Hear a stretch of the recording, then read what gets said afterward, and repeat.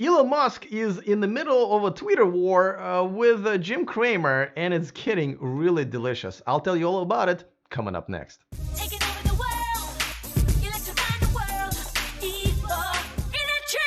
Welcome to E4 Electric, where we don't really get into Twitter wars very often. Maybe we should. Anyway, welcome. And of course, if this is your first time here, go ahead and click on that subscribe button so you don't miss anything moving forward. All right, so Elon Musk, as you know, they just settled with SEC, and he's got a long list of things he can't talk about, at least without lawyers typing for him, literally, I think. And but what he can do is cause more drama on Twitter. Now, I got to tell you, usually when there's drama on Twitter, especially with Elon Musk, to me, one side is usually clearly a winner.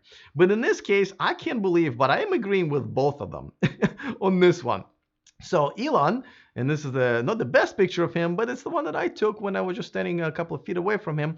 So that's the one I'm using. And this picture of Jim Cramer, who never looks good to me ever, because I just can't believe he's on television, right? I mean, he's a poster boy for getting everything wrong right before the biggest crisis, financial crisis of the last like 50 years, and he's just the way he does this thing. I can't believe he's allowed to be on TV and talk about stock. And every time I listen to him, again, I'm not an investor, I don't know much about stock, but I'm also not an idiot. He literally appears to me when he talks is that he doesn't know anything about it, and somebody tell him, listen, I know you're a mechanic, but you need to talk about stock today, go. And that's what he does. Anyway, I don't want to. I know some of you might be fans, but I'm not. But anyway, so they got into the Twitter war because I think it started with when Cramer called Elon out. Because Elon said that they're going to have this huge, solar farm that's going to power up the entire state. And of course, Cramer was like, no, that cannot possibly, get off my lawn, right? And then I think Elon basically, what did he say? Oh, yeah. So he basically said Cramer is a simulation. He's not real, which is, nothing's gonna SEC is not gonna mind this tweet, but obviously it started causing a controversy, and then that led to another interesting moment. I think earlier over the weekend. I'll show you that image in just 1 second. Let me remind you, though, before I go any further, that this video and this channel is sponsored by Xcelerate Auto, the third-party independent extended warranty for your electric cars, up to 125,000 mile coverage, only $100 deductibles, which is pretty good. And if you apply using the link in the description of this video, you'll also get a discount code for an additional $100. And by the way, they also do business leases for electric cars, including the Tesla Model 3. All right, so this is the moment I was talking about, where one of the anchors on the CNBC is poking him and saying, see, he's real, he's not a simulation. Cramer didn't really have a good comeback. And later on, the street, or was it CNBC, posted this picture in this video saying, well, see, he's real, to which, Elon replied, where's the proof?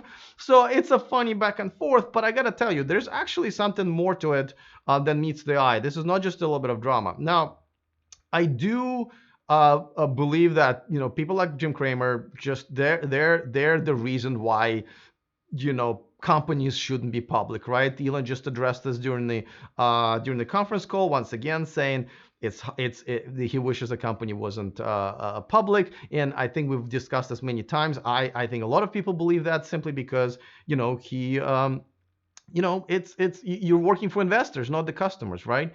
And so yeah, this is Jim Cramer is like everything that's wrong with Wall Street. Now, but I should also mention that he compared him. That's right. There's one thing I forgot. He compared Elon Musk to a P.T. Barnum, which is ridiculously funny because P.T. Barnum was, I guess, he was in charge of Barnum and Bailey Circus, right? So he's just saying how Elon runs the circus. But Jim Cramer runs the circus too. If you ever seen his show where he just runs around, screams and yells, he's got like buttons that he pushes and it makes like funny sounds that like literally it's like a 5-year-old got a TV show on CNBC. If you've never seen it, like YouTube it and you'll know what I'm talking about. So I just don't want to waste any more time on showing that. But anyway, so yeah, it's kind of funny that like Jim Cramer would call Elon Musk to, say how he's putting together a show and the deflections, when this is exactly what he did to become famous, and that's what he does for a living. So that I found that funny. So I like that Elon kind of called him out. I just wish Elon called him out differently, because Jim Cramer does have an actual point, because he basically said, hey, listen. Elon Musk always tries to deflect the real stuff, the real questions, the real problems by something, some big magic trick or big promise, right? Like last time, what were we all talking about after the earnings call that wasn't very good, as a matter of fact, very bad? We're talking about 1 million robo taxis that he promises us to be on the streets in the next couple of years. Now, is it going to be really happening? Maybe. I mean, it is going to be happening in 2 years, probably not, maybe 4 or 5 years. Yeah. But this is what we're talking about. But we're not talking about so many other things that have gone wrong in the balance sheets. But that's what, if we're talking about investment and stock prices and stuff like that, we got to look into something that's actually numbers and trends and stuff like that. No one's talking about the energy part of Tesla is having the revenues go down, despite people waiting for power walls like me, right? And all these big projects coming up. No one's talking about that. Just like the last earnings call, nobody talked about the fact that Elon somehow told us that they have no freaking clue after 5 years of how to do parts distribution for the repair shops. Like, nobody talked about that, because I forget what it was, but there was other flashy things that we were all talking about. So I agree with Jim Cramer that Elon does a lot of, oh, look over there. Oh, squirrel. And we all go, where? So on one hand, she's right. It's hard to value, understand what the value of Tesla is and where it's going and so forth when he does that all the time. On another hand, a lot of people give him a lot of credit for that, saying like, hey, this is what a CEO of a company should be, much like Steve Jobs, right? You're a showman at the same time. And yes, you have to promise everybody the world. And, in case of Elon, he delivers a lot of times on his promises, never on time, pretty much.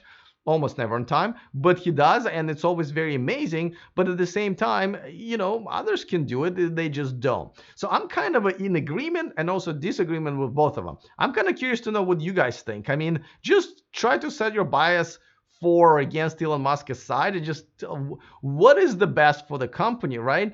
And do you think if there are any Jim Cramer fans in the audience, I would really like to know what is it that you guys get out of his show, and when the guy is so wrong so many times about so many important things, why do you guys still watch him? Meanwhile, don't forget to subscribe to our VIP list, where we never exaggerate things, but we do deliver exclusive content to you guys that you don't get to see on the show, and sometimes offers, and we're going to do more offers for an electric car related products, or just electric products that you can only get those discounts from receiving our newsletter. It's free. So go to e4electric.com/VIP, and don't forget to subscribe to or become a member of our Patreon community at patreon.com/E4electric. Thank you for supporting this independent show, to all of my existing Patreons. All right, looking forward to your comments. Other than that, see you next time, and remember to stay charged.